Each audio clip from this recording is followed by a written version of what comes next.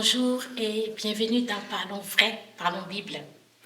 Ce matin, je voudrais vous emmener dans le livre de Exode pour un message intitulé « Que l'Éternel se souvienne de toi ».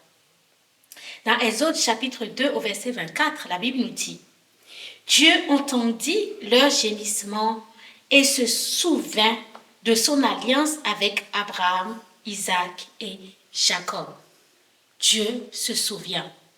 Et qu'est-ce qui s'est passé lorsque Dieu s'est souvenu?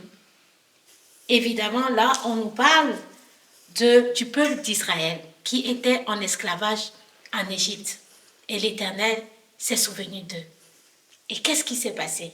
On le découvre dans le livre d'Exode, toujours, le chapitre d'après, chapitre 3, au verset 8. Dieu va parler à Moïse et il va dire « J'ai entendu la souffrance de mon peuple et je suis descendu pour le délivrer. » Quand l'Éternel se souvient, c'est que quelque chose est sur le point d'arriver. Dans le livre de Genèse, chapitre 8, au verset 1, la Bible nous dit que l'Éternel se souvient de Noé et des animaux. Après plusieurs jours de pluie, alors que l'arche était là à se balader sur l'eau, la Bible dit que l'Éternel se souvient. Et qu'est-ce qui s'est passé? Il a envoyé un vent pour sécher l'eau. Lorsque l'Éternel se souvient, c'est que la situation va changer. Toujours dans le livre de la Genèse au chapitre 30, avec Rachel, chapitre 30, les versets 22 à 23. Rachel était stérile. Et la Bible nous dit que l'Éternel s'est souvenu d'elle. Et qu'est-ce qui s'est passé? Elle a mis au monde Joseph. Joseph est né parce que Dieu s'est souvenu d'elle. Et Anne, dans le livre de Samuel, 1 Samuel, nous sommes au chapitre 1, 1 Samuel chapitre 1. La Bible nous raconte l'histoire de Anne qui était stérile.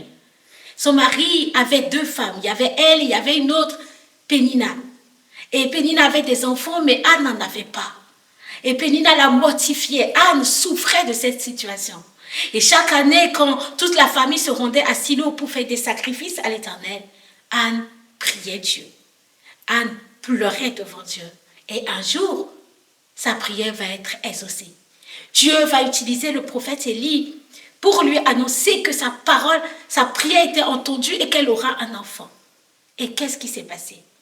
1 Samuel 1, au verset 19, la Bible nous dit que Anne est rentrée chez elle, elle a connu son mari et l'Éternel s'est souvenu d'elle. L'Éternel s'est souvenu d'elle et elle a enfanté un fils qu'elle a appelé Samuel. Et Samuel va jouer un rôle très important dans l'histoire d'Israël. Lorsque l'Éternel se souvient,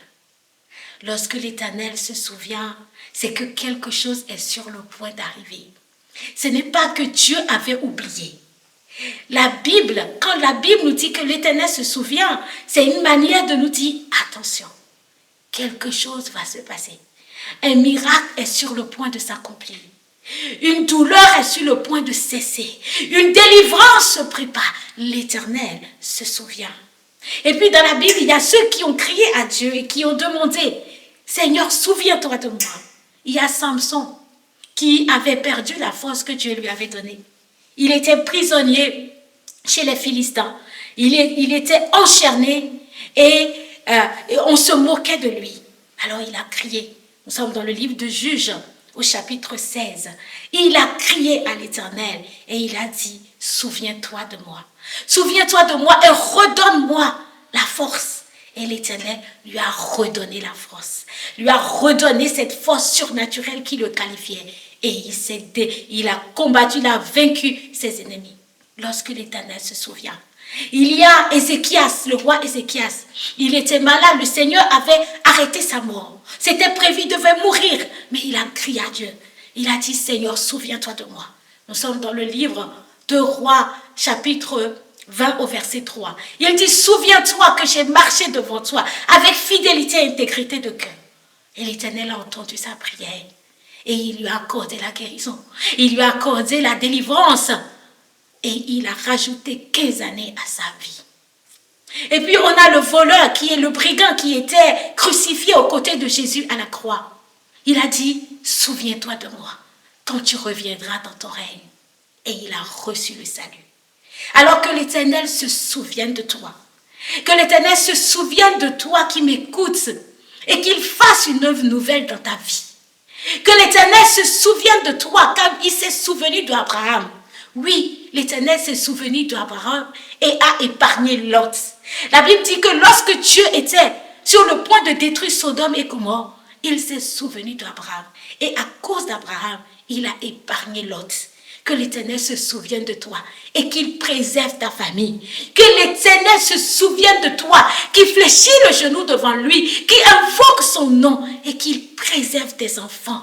Que l'Éternel se souvienne de toi, toi qui attends d'enfanter, toi à qui les médecins disent que tu es stérile. Que l'Éternel se souvienne de toi et que tes entrailles soient bénies. Que l'Éternel se souvienne de toi, chrétien, pour que tu portes du fruit à sa gloire. Que l'Éternel se souvienne de nous. Que l'Éternel se souvienne de ta situation et que quelque chose change dans ta vie. Lorsque l'Éternel se souvient, c'est que la délivrance est sur le point d'arriver. Que Dieu te bénisse.